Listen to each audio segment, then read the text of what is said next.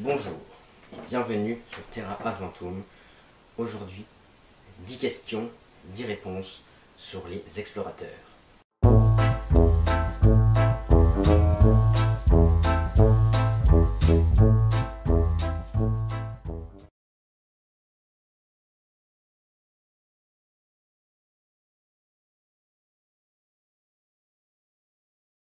Le Groenland fut découvert officiellement par Éric le Rouge en 984. Mais la première traversée de l'intérieur du Groenland fut seulement réalisée en 1888 par Fridtjof Nansen, un explorateur, scientifique et diplomate norvégien.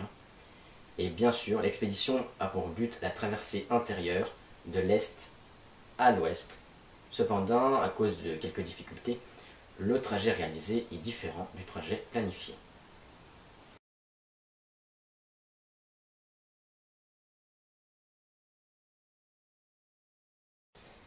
L'expédition Franklin avait pour but de réussir la première traversée du passage du Nord-Ouest sous le commandement du capitaine John Franklin. L'expédition quitte l'Angleterre en mai 1845, traverse l'Atlantique, la baie de Baffin, passe le détroit de Lancaster en août de la même année avant de disparaître. De nombreuses expéditions de recherche seront planifiées pour comprendre. Et là, grâce à des messages écrits par l'équipage et par des Inuits de la région, la suite de l'expédition de Franklin est éclaircie. Le capitaine meurt en 1847 et l'équipage restant hiverne sur l'île du roi Guillaume, où le cannibalisme est le seul moyen de survie. La personne qui découvrit ce fait fut effectivement bannie par l'établissement britannique. Il s'agit de John Rae, un explorateur écossais qui, en 1853, apprit la terrible fin de l'expédition.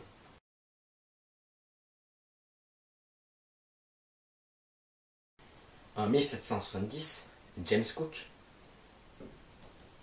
accosta dans une baie encore inconnue, en Australie, baie qu'il nommera Botany Bay, du fait que les botanistes qui l'accompagnent observèrent de nombreuses nouvelles espèces de plantes.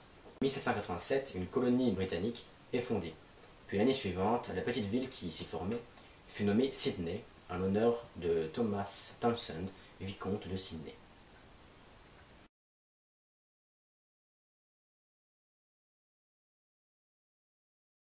En juillet 1772, cela fait un an que James Cook est rentré de son premier voyage, et il décide de repartir sur la mer pour un deuxième voyage.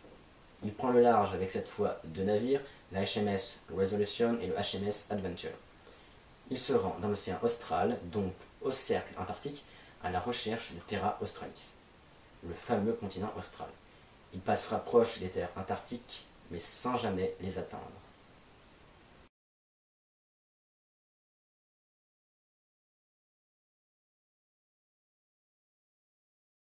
Juan de Nova, explorateur galicien, découvre cette île qu'il nomme Galega en l'honneur de sa nationalité en 1501, lors de sa traversée du canal de Mozambique. L'île ne connaît d'ailleurs peu d'intérêt colonial car trop petite, et depuis 1896, l'île est sous possession française.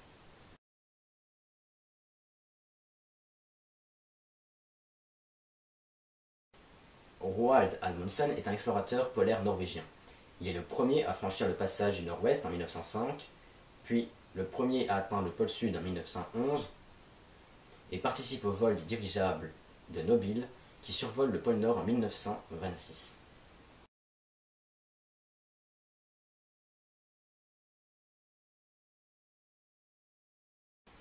Éric le Rouge découvre le Groenland en 984 et fonde une colonie au fond du fjord de Nuuk.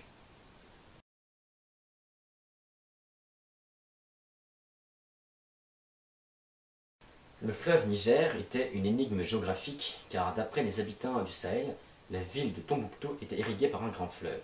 Mais étant la seule information possédée par les Européens, certains le confondèrent avec le fleuve Sénégal ou Congo, et d'autres pensèrent qu'il s'agissait d'une branche du Nil.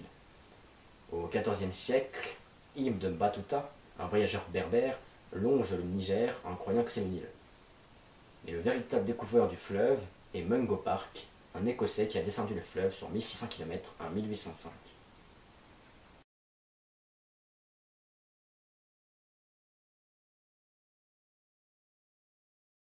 Henry Hudson est un explorateur britannique qui donna son nom au fleuve et à la baie d'Hudson.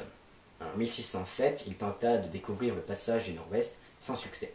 Et en 1611, l'équipage du Discovery, qui veut rentrer au port, abandonne leur capitaine dans une chaloupe dans la baie qui porte son nom.